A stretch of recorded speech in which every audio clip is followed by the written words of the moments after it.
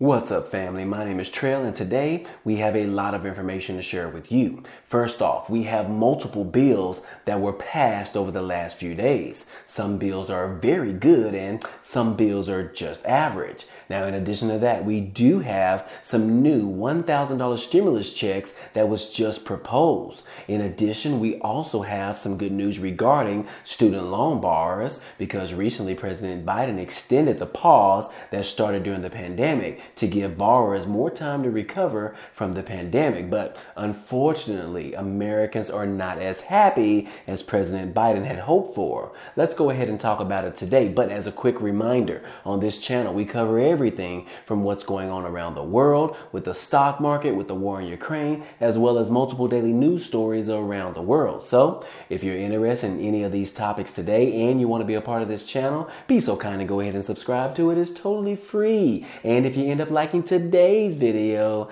then go ahead and hit that like button for us. It really helps out this channel. Now let's go ahead and start with the video. Okay guys, I wanted to remind you about a new promotion that's going on this month of April, and it is with Webull, where you can deposit just $1 and they're going to give you 5 free stocks. Now guys, this is a great promotion where you can receive stocks up to $2,000. That could be some additional free money for you as well as your family and friends. So if you are not already a customer of Webull, the investing platform, I would highly recommend that you go ahead and sign up today using the link down below. And then once you sign up, go ahead and deposit at least $1. And then you're going to receive your 5 free stocks within the next 7 days. If you guys are interested, that link will be down below in the description. Well guys, yesterday the global oil benchmark ended up dropping below that $100 threshold per barrel of oil. Yes guys, if you guys recall back in early March where the oil barrel ended up going up to more than $130 per barrel of oil. And now as of yesterday, that price has dropped below the price tag of $100, which in return has caused gas prices to finally drop below $4 in majority of states. As I said just 1 month ago, the price of gasoline or a gallon of regular gas averaged at an all-time high around $4.33 in the US, and prices had risen a staggering 22% between February the 21st and March the 14th, which was the largest jump ever recorded in a 3-week span. And now the market is swinging the other direction. On Monday, a gallon of gas dropped to around $4.11 on average across the entire country. And experts expect prices to keep on dropping in the days ahead. Now, gas prices have continued to move in the right direction, which is downward, saving Americans approximately $100 million every single day compared to when prices peaked about a month ago. So yeah, guys, this is some awesome news as majority of Americans are struggling right now with the rise in inflation as well as it's extremely high gas prices. So it's good to see that the gas prices are finally coming down below the $4 price tag. Hopefully those prices will continue to drop even lower. In addition to that, guys, hey, President Biden, I told you guys that he extended the moratorium for the student loan repayments, and he has extended that to go through the end of August the 31st. Now, some people are actually not as happy as President Biden would have liked for them to be because of this extension on the pause of the student loan repayments. Now, it says that on Wednesday, the U.S. Department of Education announced another extension of the pause on student loan repayments and collections through August the 31st of 2022. Now, this is the 6th extension of the pause, which was first established by the Trump administration in March of 2020 at the start of the COVID-19 pandemic. The student loan moratorium was previously set to expire this year on May the 1st, but President Biden, he extended it for a 6th time. Now, they are saying that we are still recovering from the pandemic and the unprecedented economic disruption that it has caused.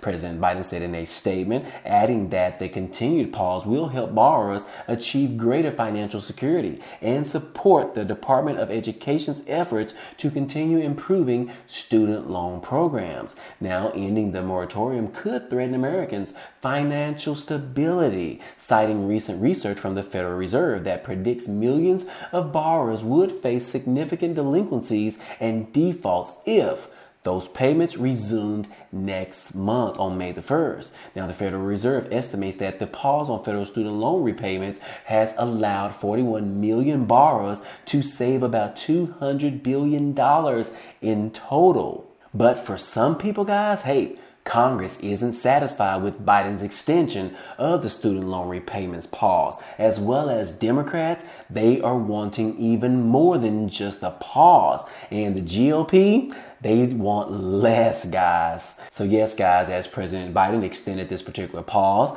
the GOP slammed the extra relief efforts, saying that it would cost taxpayers and hurt the economy. And Democrats welcomed the news, but they also argued that it didn't go far enough to give borrowers permanent relief. You guys know that the Democrats are really pushing for the president to actually relieve all student loan repayments from all student loan borrowers.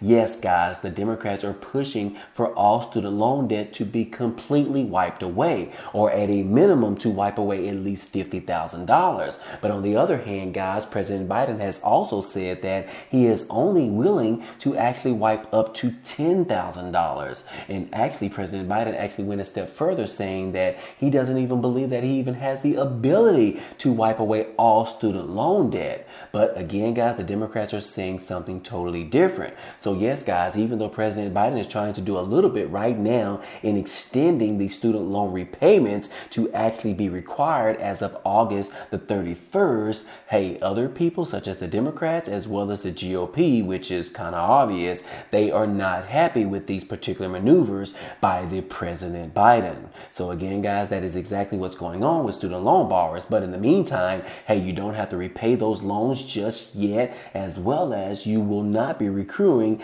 interest on those loans as well until the deadline actually comes at the end of August. But again, guys, that is exactly what we're dealing with right now. Moving on. Hey, South Carolina, their Senate ended up passing a bill here recently, which is going to ban COVID-19 vaccine requirements. You guys know that President Biden was trying to push these vaccine requirements on everybody around the country, in which some lawmakers were calling for that not to happen. But here in South Carolina, guys, they ended up going a step further, and the Senate ended up passing a bill that would ban businesses from refusing to serve people who haven't gotten their COVID-19 vaccine, as well as to prevent the public employers from requiring vaccine shots. Now, the Senate ended up approving a bill 29-12 on Wednesday, and senators made changes to the House bill, which that chamber passed back in December, meaning that the proposal returns to the House to see if it accepts those particular changes. Now, senators initially put in a large unemployment tax penalty for private businesses that fired unvaccinated workers, but instead they compromised to allow fired workers to collect unemployment benefits, as well as retroactive to the last 9 months. So again, guys, that bill right now has been passed in the Senate, and now it is headed over to the House to see if they can pass it there. And if so, this particular bill that is banning COVID-19 vaccine requirements in South Carolina could be passed into legislation. Now, that is just one step and one state that is moving forward in preventing any of these states requiring these particular vaccine requirements, which is going against everything that President Biden is pushing for in this country. But in other news, guys, hey, in Tennessee, their Senate ended up passing a bill here recently that would allow over-the-counter sales of ivermectin. Yes, guys, if you guys recall, this is one thing that majority of the GOP and GOP followers were pushing for.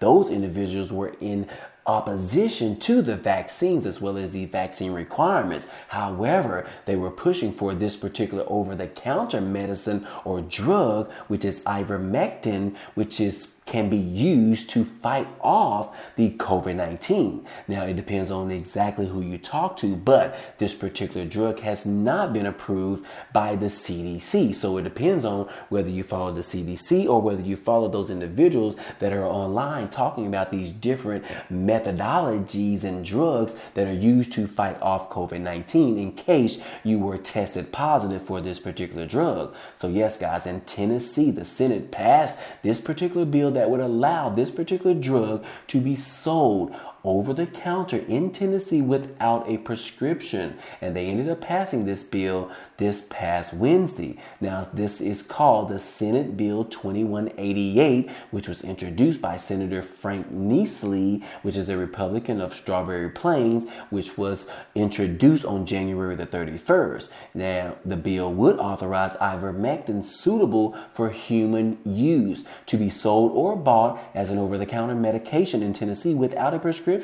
And pharmacists and other licensed healthcare providers would not be required to provide a consultation prior to the sale of this particular drug. Now, the particular sales will be in pursuant to each pharmacist physician collaborative agreement and to procedures that will be developed by the Tennessee Board of Pharmacy, which they noted in a release from the Senate Republican caucus states in reference to the bill's passage in the Senate. So again, guys, hey, that is some very promising news for those individuals that do not agree with the particular COVID-19 vaccinations, but they do, however, believe in these other over-the-counter medication drugs. So this is some very good news for those individuals out there. However, I'm sure that the CDC as well as Dr. Anthony Fauci is not sitting right with this particular news right here. But who cares, guys? But hey, treat it like you want to if you are tested positive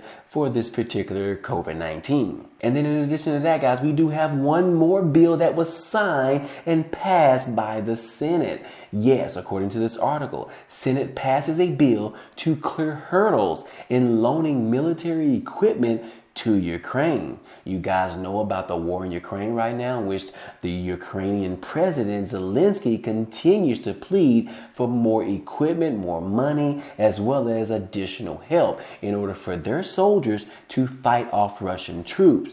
And look, this past Wednesday, the Senate ended up unanimously passing a bill that alleviates hurdles associated with loaning U.S. military equipment to Ukraine. Now, this particular move came ahead of several other votes on Thursday, levying additional penalties on Russia for its invasion of Ukraine, and the Ukrainian Defense Lease Act, introduced by Senator John Cornyn, reviews a World War II era program that allowed the government to lend or lease military equipment to U.S. allies. Now, this particular bill would allow Defense Department to lend or lease defense articles to Ukraine or any other Eastern European country, such as Poland, who are impacted by the invasion. Now, they are saying that how we will address a threat against one democracy's sovereignty sends a message about how we'll act on others, and adversaries like China are watching closely. Now, this past Thursday, following the Senate's passage of this particular bill, Senator Cornyn said in a statement, "If we believe America supports freedom and democracy, we must provide Ukraine with the weapons necessary to protect its citizens." So yeah, guys, this particular bill was passed in the Senate, and President Joe Biden can already use lend-lease authorities under the Arms Export Control Act, but the latest bill would waive several requirements that are mandated under the law right now. So again, guys, this is some huge news, especially for the Ukrainians right now, in which I will say that I personally stand with Ukraine right now as far as the United States lending them money as well as military equipment to fight off Russian troops, especially as those individuals in Russia continue to kill innocent civilians in Ukraine. But again, guys, as I stated in previous videos, we will continue to keep them in our prayers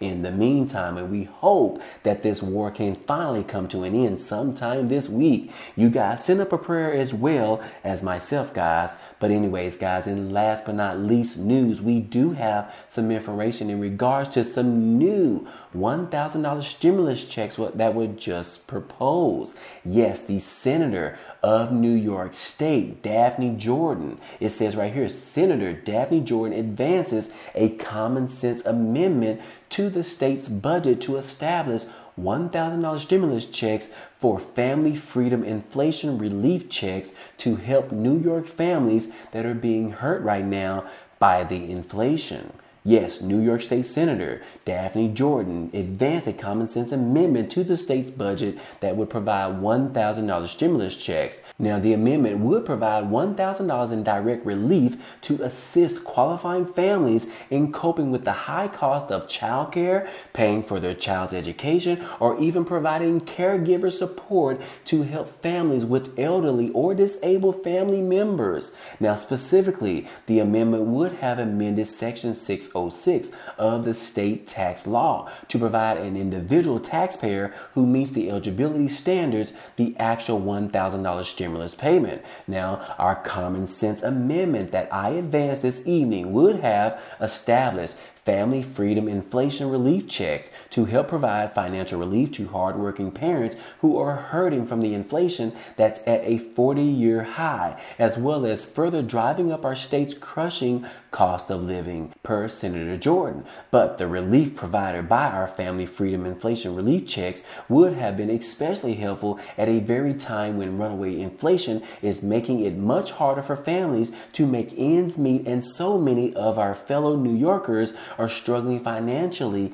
and genuinely need a helping hand. Now, the prices of nearly everything have skyrocketed over the past few months, from gasoline to actually groceries, as well as on other basic necessities that families depend on, per Senator Jordan, is what she stated in a statement. So again, guys, hey, this new particular proposal in New York could provide New Yorkers $1,000 stimulus payments. And I believe these particular stimulus payments would be on a one-time basis. But again, guys, this is some awesome news as we continue to see more and more states as well as local cities continue to propose new stimulus checks for their residents in their cities or either states. So again, guys, this is some awesome news. But overall, guys, hey, I hope all this information in this video was helpful to you today. Well, anyways, guys, hey, that's all I have for you today. Now, if you enjoyed this type of content and you want to see more, hey, go ahead and subscribe to the channel. It's totally free. And if you end up liking today's video,